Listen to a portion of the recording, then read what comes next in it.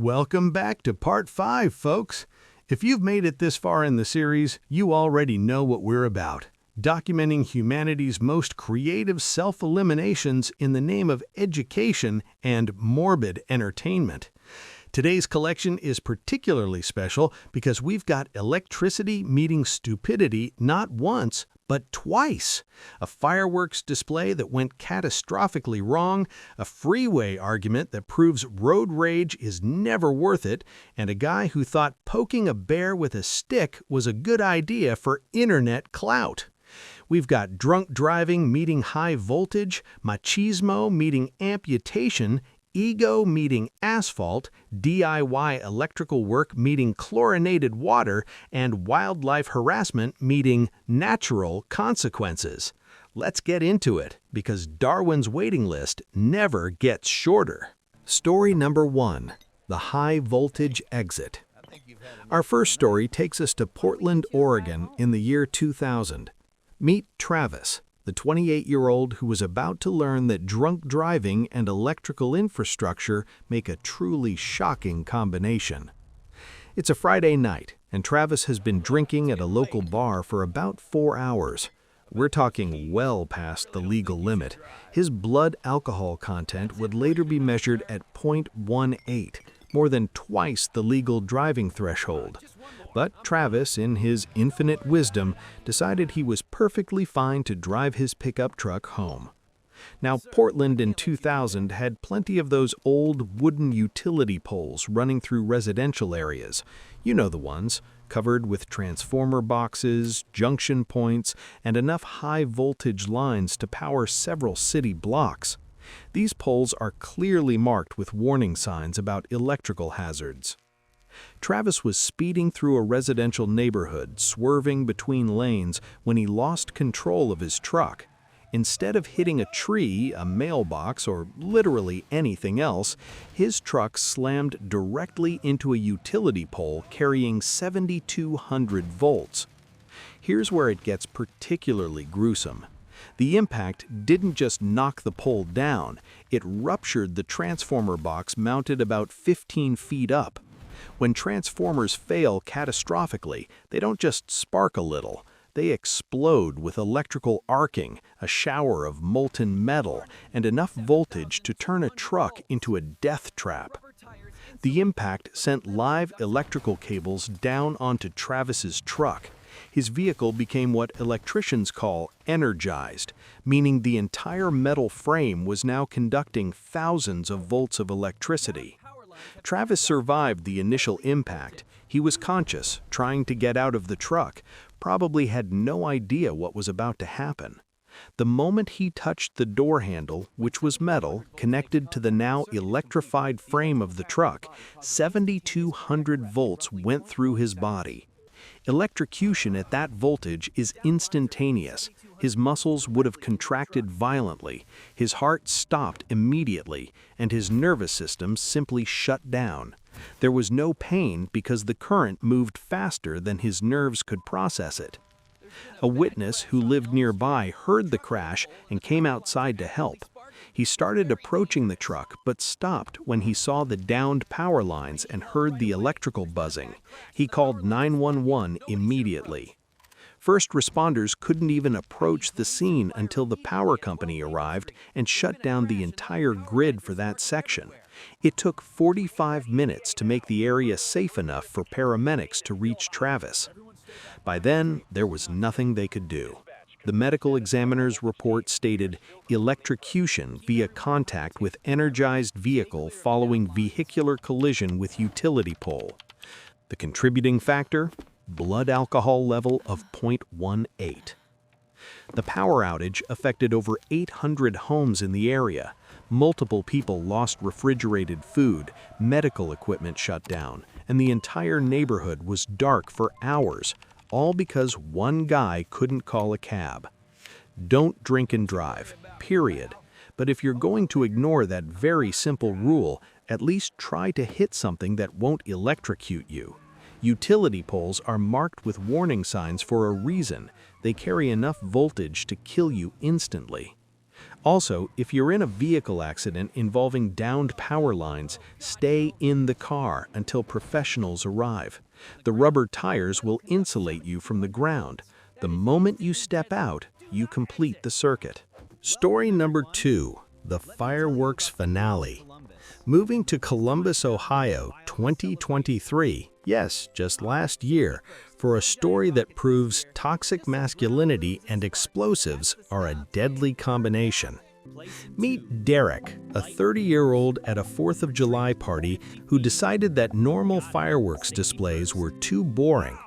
Derek wanted to be the star of the show. He wanted to impress his friends. He wanted the perfect Instagram video. What he got was a traumatic amputation and a slow, agonizing exit via septic infection.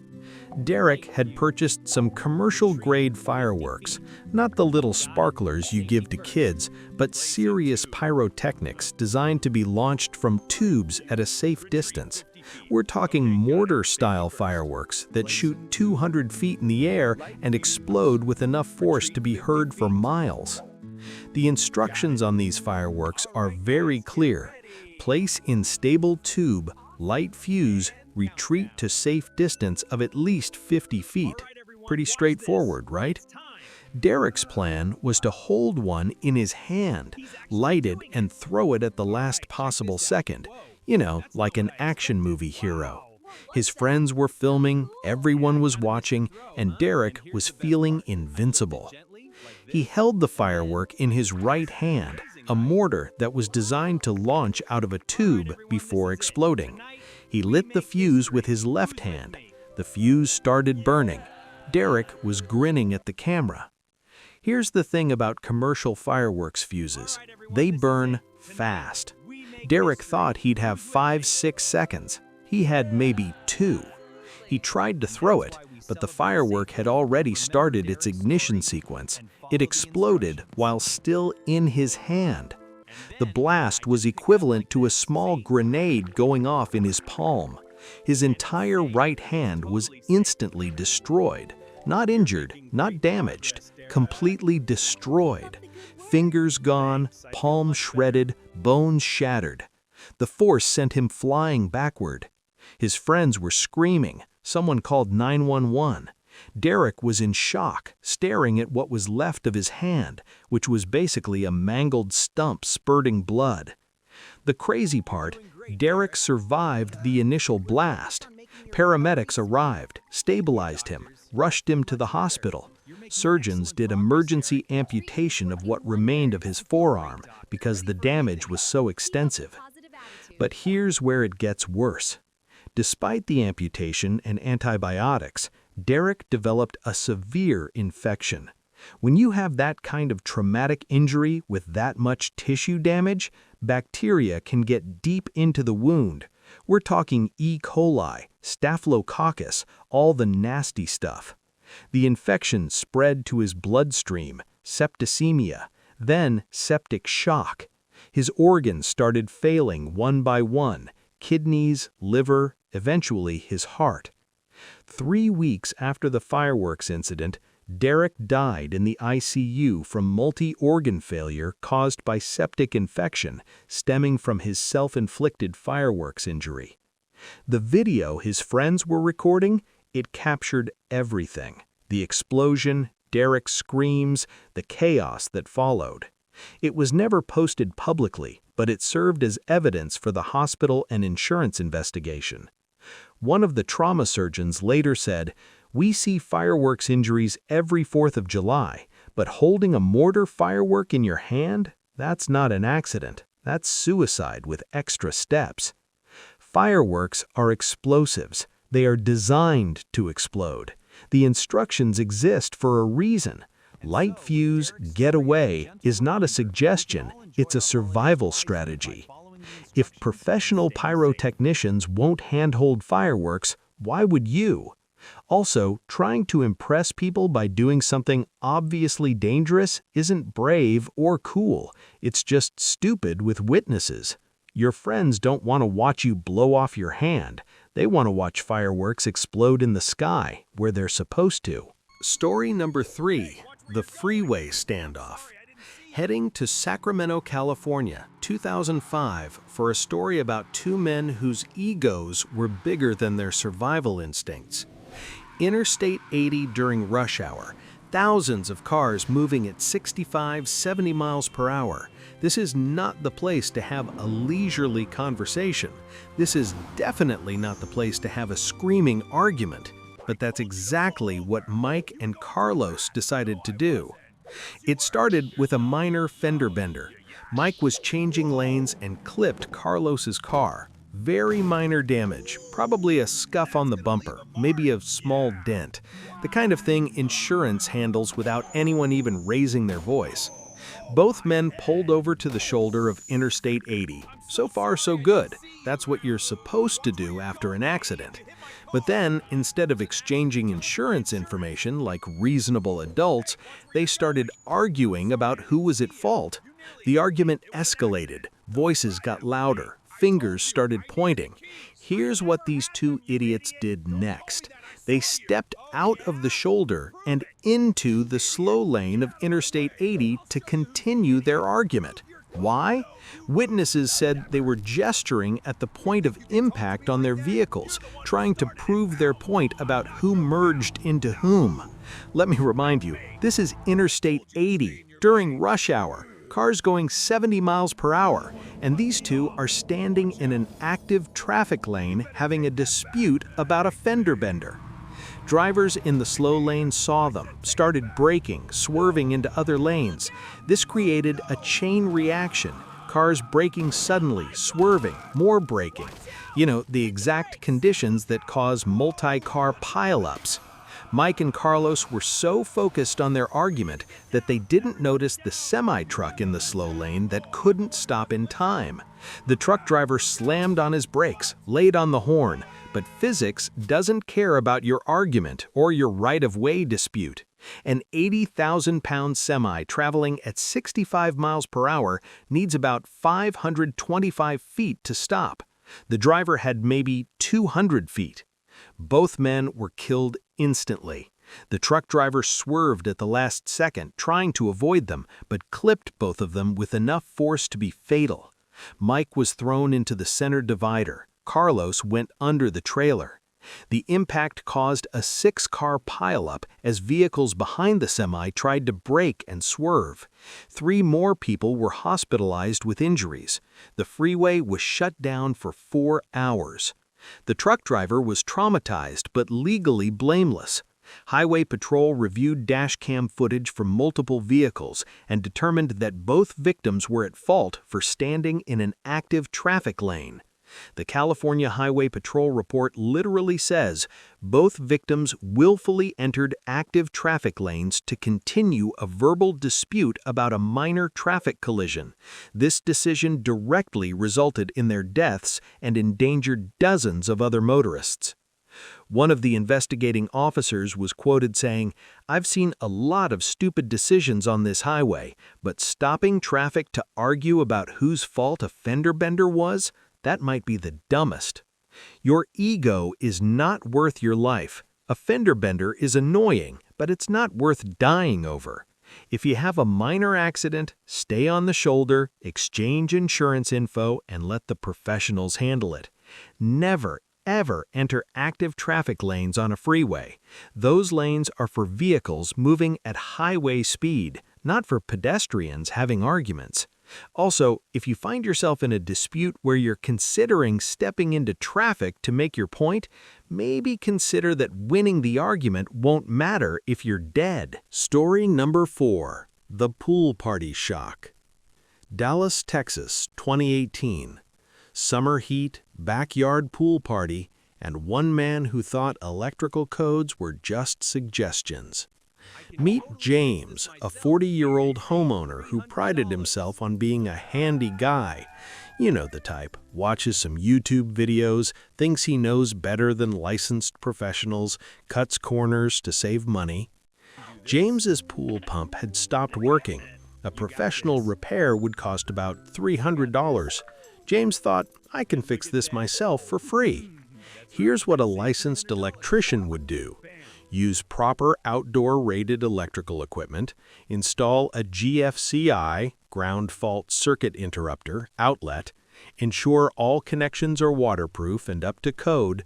Test everything before energizing. Here's what James did. Grabbed a random extension cord from his garage, the kind you use for power tools, not outdoor water features, and ran it from his kitchen outlet to the pool pump. This extension cord was not rated for outdoor use. It was not waterproof. It had a small crack in the insulation from being run over by his lawnmower months earlier, and it definitely wasn't on a GFCI circuit. The pool pump started working. James was proud of himself. See, saved $300. He invited friends over for a pool party to celebrate his repair. Everything seemed fine for about 2 hours. People were swimming, drinking, having a good time. The pump was running. James was playing host, going in and out of the pool. Then James decided to adjust the pump while standing in the pool.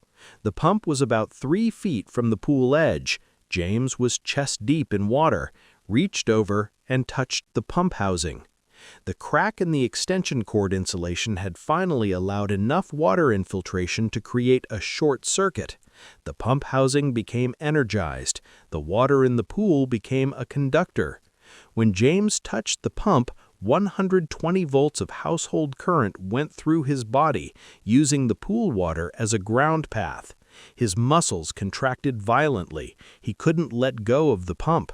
He couldn't swim away. He was locked in place by his own involuntary muscle contractions, being electrocuted. His friends saw him convulsing and screamed. One friend ran to shut off the breaker. Another pulled James away from the pool using a pool skimmer, not touching him directly because she knew enough about electricity to know he was probably energized. By the time they got him out of the pool and started CPR, it had been about 90 seconds of continuous electrocution. His heart had stopped, his nervous system was damaged, his lungs had water in them from the convulsions. Paramedics arrived within 6 minutes and tried to revive him, but the damage was too extensive. The combination of electrocution and near drowning had caused fatal damage to his heart and brain. The fire marshal's investigation found the faulty extension cord, the lack of GFCI protection, and multiple electrical code violations. The pump installation was so dangerous that they prohibited anyone from using the pool until a licensed electrician completely rewired everything. The cost to properly repair the pool pump? $300. The cost of James's DIY repair? His life, plus $15,000 in funeral expenses, plus $8,000 to properly fix everything he'd done wrong. One of the electricians who fixed the pool later said, "This is why we have electrical codes. This is why GFCI outlets exist. Water and electricity kill people. It's not complicated. It's physics." Electricity and water are a fatal combination. If you don't understand electrical codes, hire a professional. GFCI outlets exist specifically to prevent electrocution in wet environments. They cut power in milliseconds when they detect a ground fault. Extension cords are not permanent electrical solutions, especially for outdoor water features. Also, if you're thinking about touching electrical equipment while standing in water, just don't. That $300 you saved isn't worth your life. YouTube videos are great for learning, but they don't replace years of professional training and certification. Story number 5. Bear poking for views. Last but absolutely not least, we're heading to Anchorage, Alaska, 2015, for a story that proves wildlife is called wild for a reason. Meet Tyler, a 33-year-old who moved to Alaska from California about 6 months earlier. Tyler was really into social media, Instagram, YouTube, the whole influencer lifestyle. He wanted content that would go viral. You know what goes viral? Bear videos. You know what shouldn't be a bear video? Harassing an actual bear. Tyler was hiking in a popular area near Anchorage when he spotted a brown bear probably about 600 pounds, eating berries about 30 feet away. Now, Alaska has very clear guidelines for bear encounters. Make noise to alert the bear to your presence, slowly back away, give the bear space, and for the love of God, don't approach it. Tyler saw a viral video opportunity. He started filming, got some good footage of the bear eating berries, but regular bear footage wasn't enough.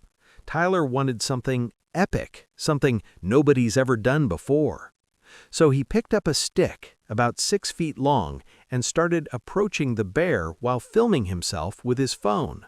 His plan was to poke the bear, get its reaction on video, and then run away. Let me say that again. His plan was to poke a 600-pound wild predator with a stick for views. Tyler got within about 10 feet of the bear, way closer than any park ranger would ever recommend. The bear hadn't noticed him yet. It was focused on the berry bush. Tyler extended the stick and poked the bear in the hindquarters. The bear's reaction was instantaneous. It spun around, saw Tyler, and in that moment, the bear's brain processed, "This smaller creature just attacked me." Brown bears can run 30 miles per hour. Tyler could run maybe 12 miles per hour on a good day. The bear closed the distance in under 2 seconds.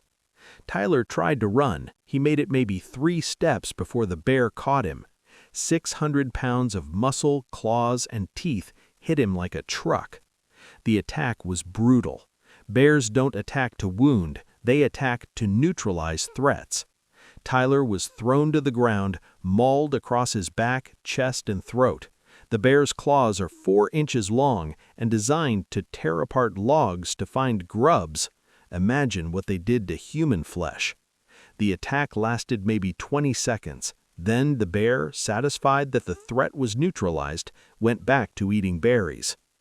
Tyler's phone was found about 15 feet from his body, still recording. The video captured everything: Tyler approaching with the stick, the poke, the bear's immediate reaction, Tyler's screams, and then just audio of his final moments because the phone had fallen face down. A hiker found Tyler about an hour later. He was already gone. The blood loss and trauma were too extensive. The bear was long gone by then, probably miles away. Alaska Fish and Game investigated and determined the bear was acting in self-defense. Tyler had provoked the attack by approaching and physically striking the animal. The bear was not tracked down or euthanized because it was defending itself against aggression.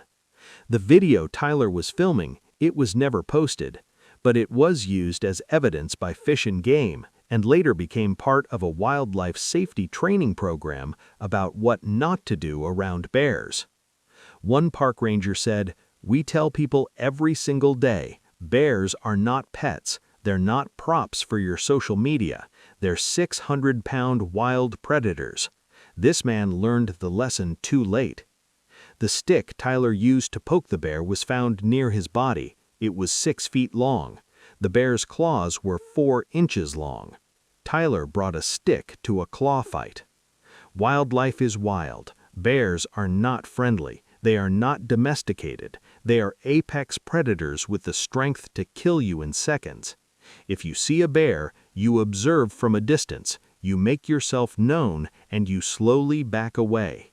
You don't approach for a photo op. You definitely don't poke it with a stick. Social media clout is not worth your life. No amount of likes, shares, or views will matter when you're being mauled by a 600-pound bear.